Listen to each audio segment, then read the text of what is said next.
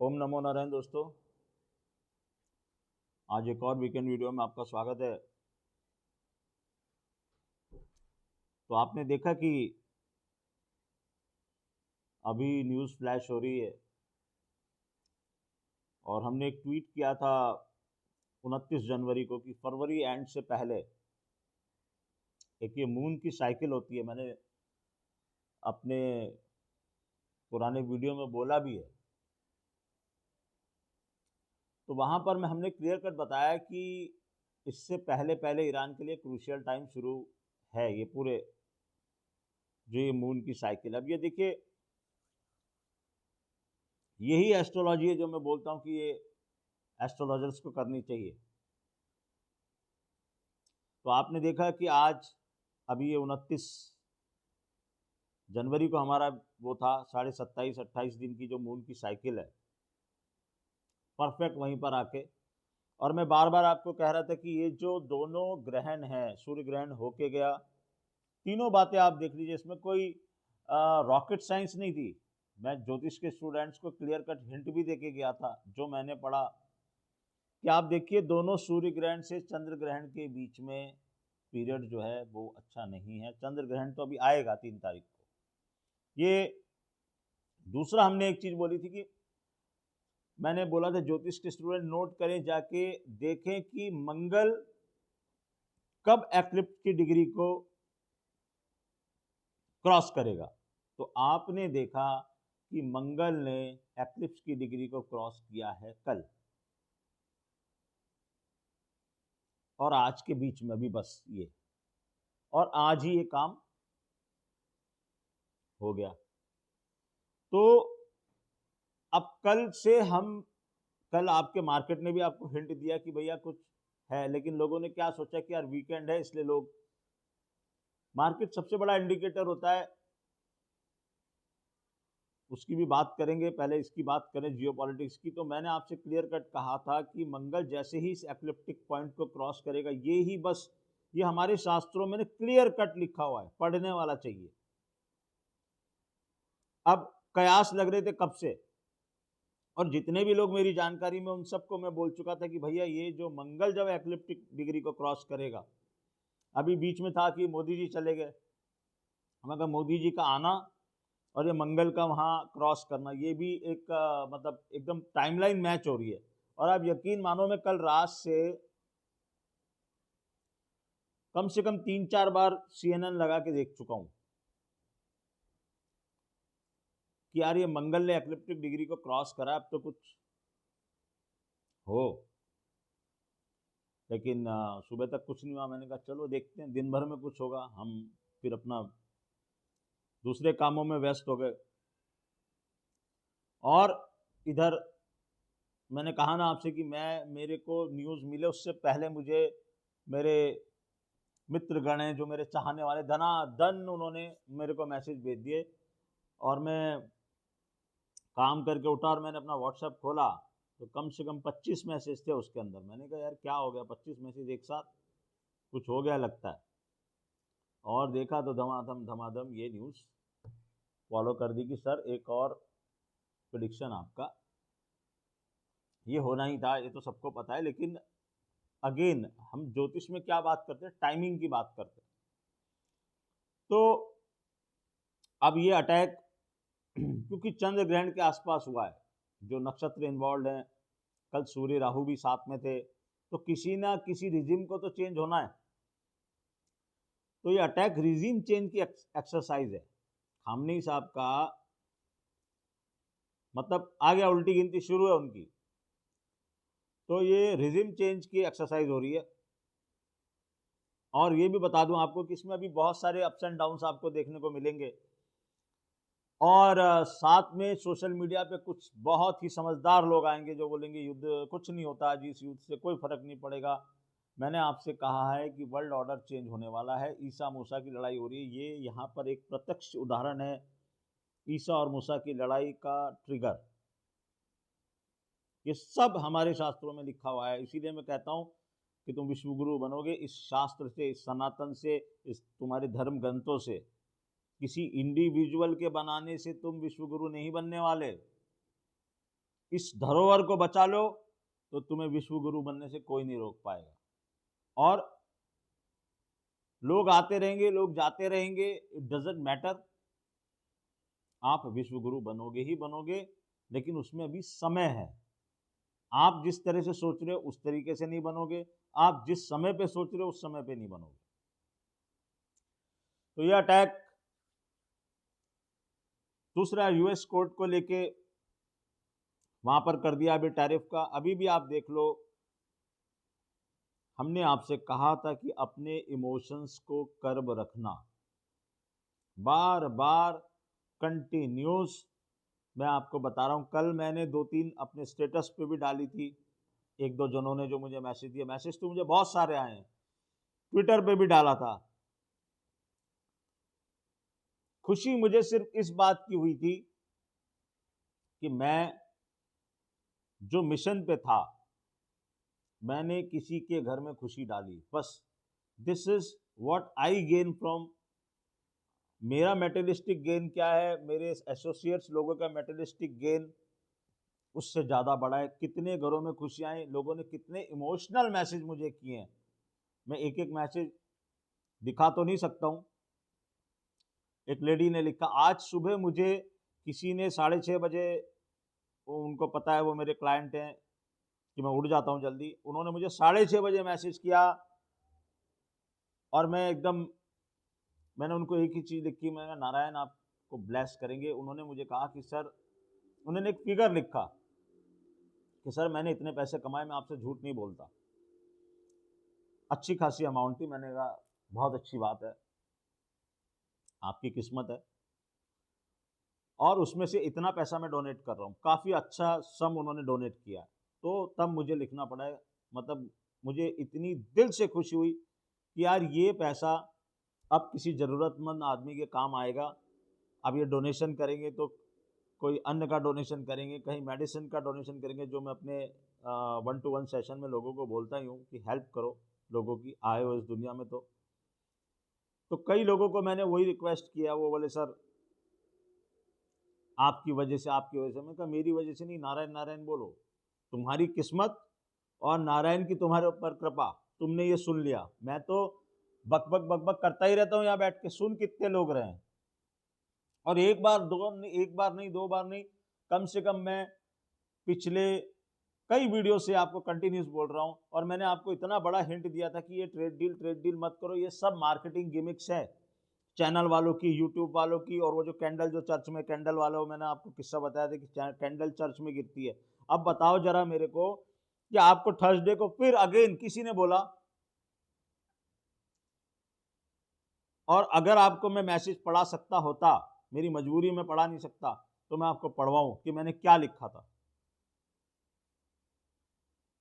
Colour डाल के भेजा था मैंने, कहा होली का कलर ये है इस बार। मेरे ग्रुप वाले सुन रहे हैं यहाँ बैठ के, एक बात भी मैं झूठ नहीं बोलता हूं।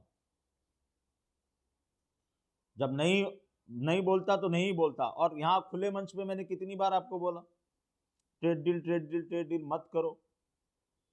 27,000 की बात कर रहे हो, 25,000 के मुहाने पे आके खड़े हो गए हो। तो आपको साइकिल को समझना पड़ेगा, आपको समझना पड़ेगा एस्ट्रोलॉजी काम का क्या कर रही है, प्लैनेट्स क्या चाह रहे हैं। आपके स्टेलियम बना हुआ भैया कुंभ लगन, कुंभ राशि के अंदर कितनी खतरनाक प्लैनेटरी सिचुएशन बनी हुई है। जियोपॉलिटिक्स तुम्हारे सिर पे खड़ा हुआ है। अमेरिकन प्रेसिडेंट के लगन में और सप्तम हाउस में ग्रहण हो रहा है, जो पूरी दुनिया को चलाने की कोशिश कर रहे हैं इस समय। तो कहां से कौन सी पॉजिटिव न्यूज तुमको दिखाई दे रही है? क्यों मेरे को देखो, बार बार आके लोग, कई लोग मुझे बोलते भी हैं कि सर आप इतना डरा देते हो, आप इतना। तो भैया अगर तुम कल डरे तो तुमने पैसा कमाए ना, नहीं डरते तो तुम भी बेवकूफों के जैसे। कई लोगों ने मुझे लिखा सर मैंने वो कॉल ले रखी है, मैंने वो कॉल ले रखी है। मैंने कहा वो कॉल की स्पेलिंग और हिंदी में कल, वो कल कभी नहीं आएगा वो। ऑन अ लाइटर नोट बोल रहा हूं, मैंने लिखा 2-3 जनों को। अब भैया तुमने किससे पूछ के ली, क्या बोले? सर बोले उस वीडियो में ये आ गया, इस वीडियो में ये आ गया। मैंने कहा वो सारी, देखो क्या होता है कि मीठा मीठा बोलने से ना व्यूअरशिप बढ़ती है। तुम्हारे घर में कुछ नहीं आता, मैं भी मीठा मीठा बोल देता हूँ कि 27,000 आएगा, और आएगा ना, निफ्टी क्यों नहीं आएगा 27,000? अरे 27,000 क्यों, 30,000 भी आएगा, 32,000 भी आएगा। मगर मेरा प्रश्न हमेशा एक चीज रहती है, तुम उस 30,000 के चक्कर में कितनी बार पैसे खोओगे, पहले मुझे ये समझाओ। आईटी इंडेक्स को लेके लोग बॉटम बन गया, ये हो गया, कुछ नहीं होता, एक कंपनी के कहने से बड़े बड़े एनालिस्ट वहां पर, इतने पढ़े लिखे समझदार आप भी हो। कल मैंने एक ट्वीट किया था कि भैया देखो, एक वो जैक डॉर्सी ने अपनी वर्कफोर्स को आधा कर रहा हूं।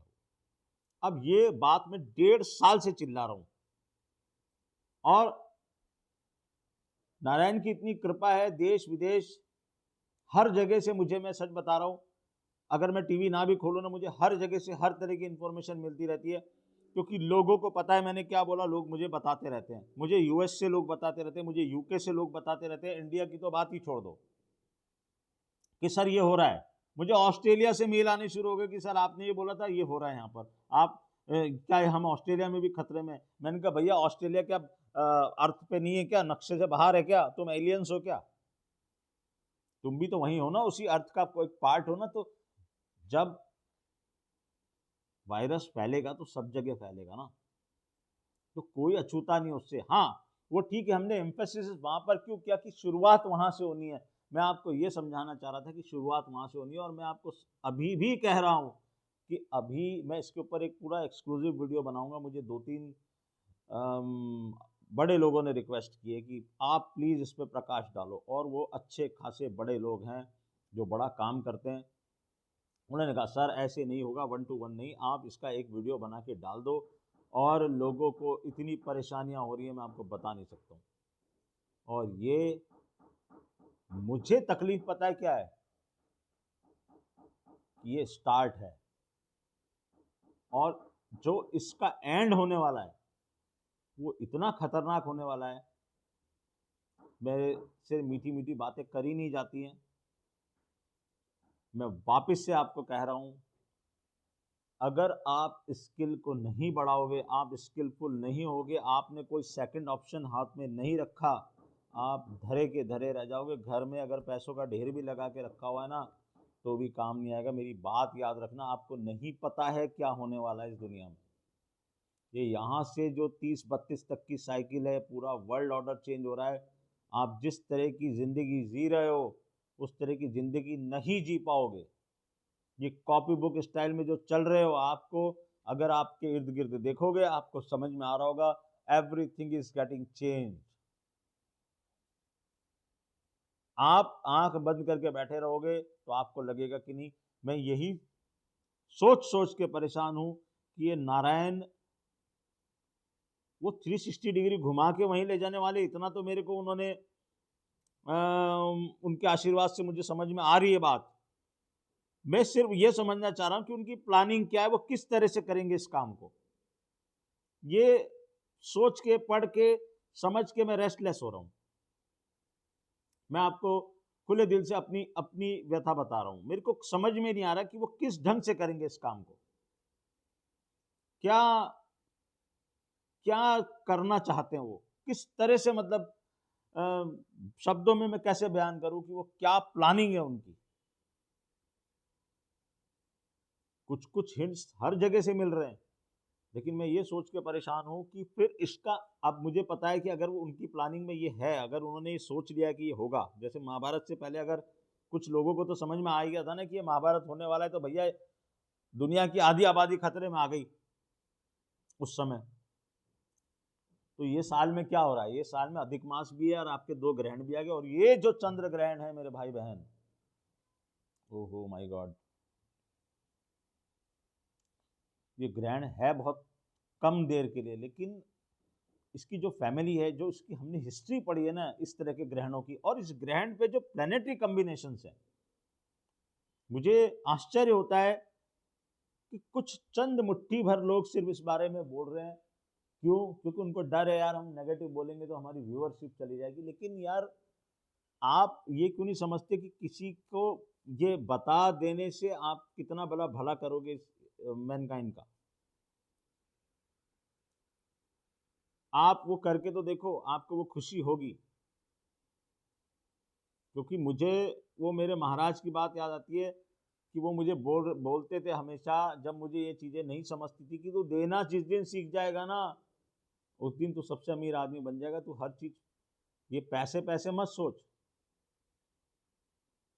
तब छोटी उम्र में यही दिमाग में रहता है कि हम ऐसा करेंगे, वैसा करेंगे, इंजीनियर बन जाएंगे, नौकरी कर लेंगे, ये कर लेंगे, वो कर। कभी कभी लगता है ये अभिशाप है, ये इतना कुछ जानना। हम भी यार सीधी सादी जिंदगी जी रहे होते हैं ना, आराम से बैठे होते हैं। जैसे कई लोगों को कुछ पता ही नहीं है, उनको कुछ मतलब ही नहीं है। बोले सुबह जा रहे हैं काम पे, शाम को आ रहे हैं काम से, मजा कर रहे हैं, टीवी देख रहे हैं, घूम रहे हैं, फिर रहे हैं। They don't know anything, they don't bother about anything. यहाँ हम एक मुसीबत लेके बैठ गए, लोगों को ट्रेवल्स की डेट बता दी, अब उनको जवाब देते रहो। यहाँ पर कोई वो हो गया, मैं ना भी चाहूँ तो मुझे लोग बताने शुरू कर दिए कि सर आपने बोला था ये हो गया, अब बताओ आगे क्या होगा। तो हम तो दिन भर यही परेशान होके घूम रहे हैं, कितनी किताबें पढ़ें, कितने साइकिल्स को पकड़ें कि भैया क्या ये क्या हो रहा है, क्या होने वाला है। मगर मैं आपको वापस से बोल रहा हूँ कि very very dangerous time head.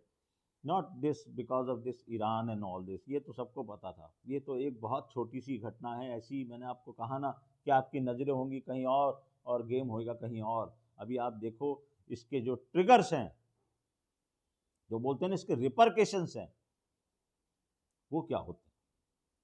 क्योंकि ईसा मूसा की लड़ाई तो हमारे शास्त्र में लिखी हुई है ना भैया, ये तो होगी ना, होनी पड़ेगी।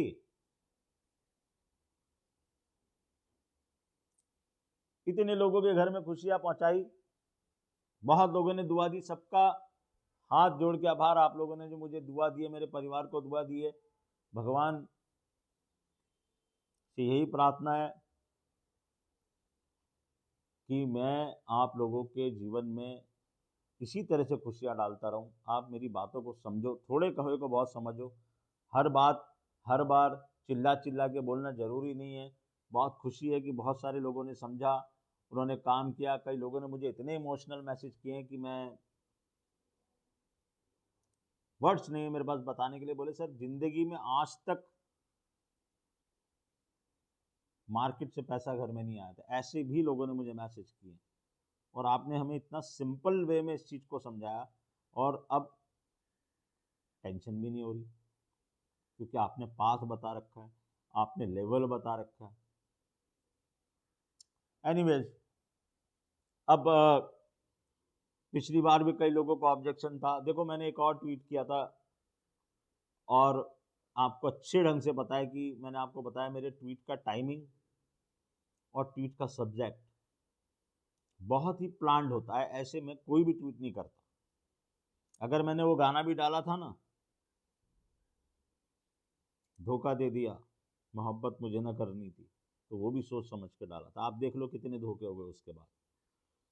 अगर मैंने ये लिखा था 8 फरवरी को, अब हम आ जाते क्रिकेट के ऊपर, नहीं करूंगा बात तो फिर मुझे अभी वीडियो डालने के बाद मैसेजेस आने शुरू हो जाएंगे कि भैया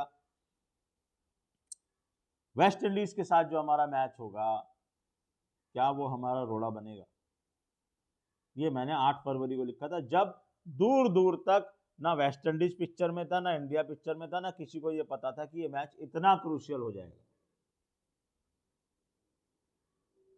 साउथ अफ्रीका ने भी वेस्ट इंडीज को हराया तो ही हमारे चांसेस बने। अब है मेन मुकाबला। अब इसके ऊपर हम कल एक एक्सक्लूसिव वीडियो बनाएंगे। मैं मेरी कैलकुलेशन बोलूंगा। मैं अभी आपको सिर्फ इतना ही बोल के जा रहा हूं कि भैया, मैंने उस दिन भी बोला था, आज भी बोल रहा हूं, रहा इतनी आसान नहीं जितनी आप सोच रहे हो। और वहां पर ये मैच होने के बाद हम फाइनल सेमीफाइनल में भी लोग छोड़ेंगे तो नहीं मुझे, और मुझे करना भी पड़ेगा, प्रिडिक्शन करना भी है। अभी तक जहां तक की कैलकुलेशन पे मैं पहुंचा हूं, बहुत हैवी हार्ट के साथ आपको ये बोलना चाहता हूं, I am not too very sure about it right now, मेरे को लगता है और कैलकुलेशन की ज़रूरत पड़ेगी। हालांकि काफ़ी मतलब 0 से 100 के स्केल पे अगर आप जाओगे तो मैं 67 65 तक तो पहुंचा हूं, बट वो लास्ट 35 बड़े क्रूशियल हैं। अभी तक की कैलकुलेशन में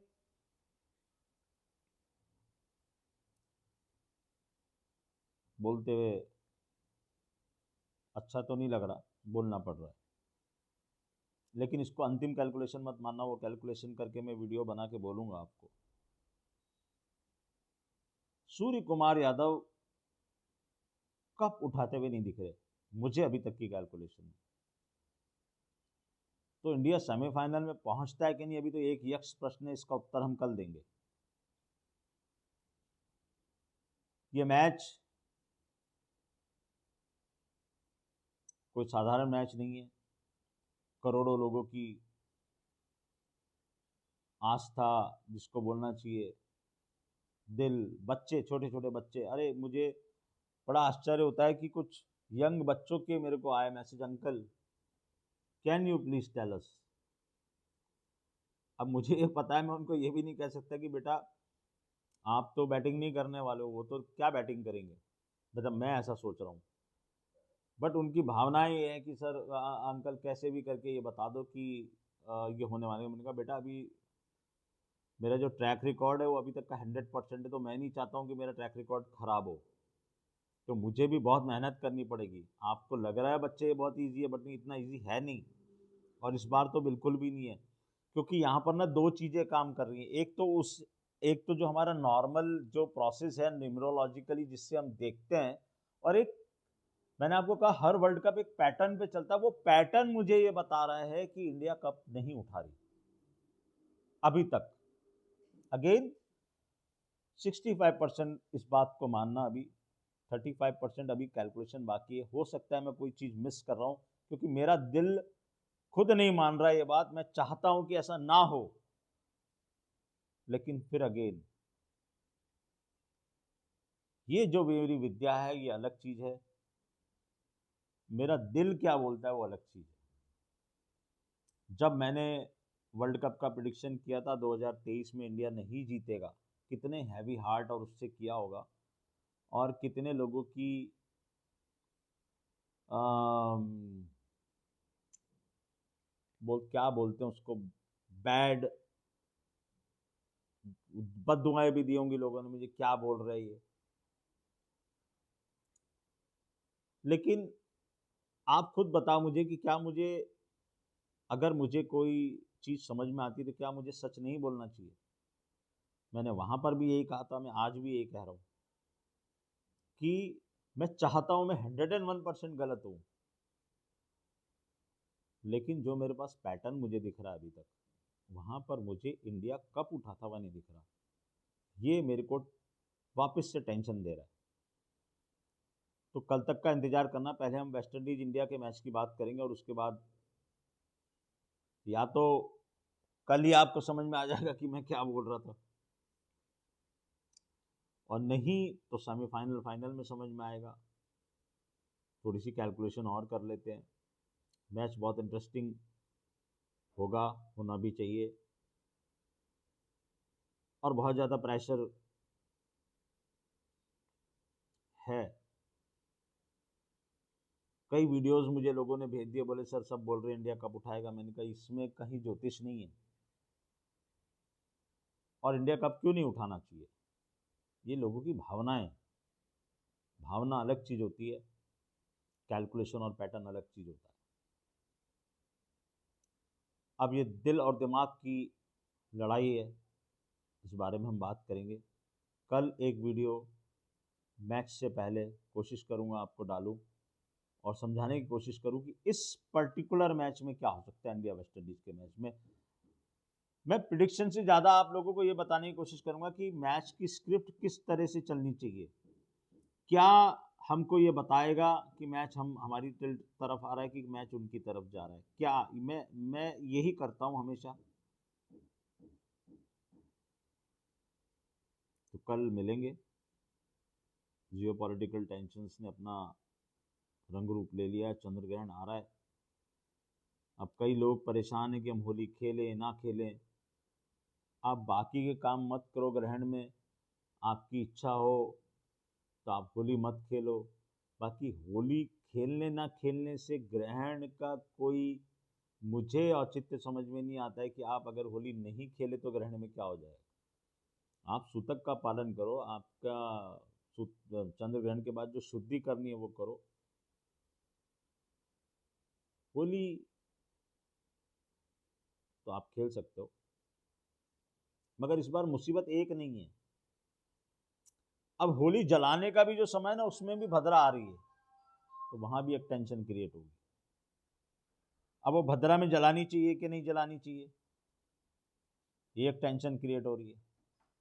तो मिलते हैं कल, वेस्ट इंडीज इंडिया के मैच के बारे में बात करेंगे। तब तक के लिए नमस्कार।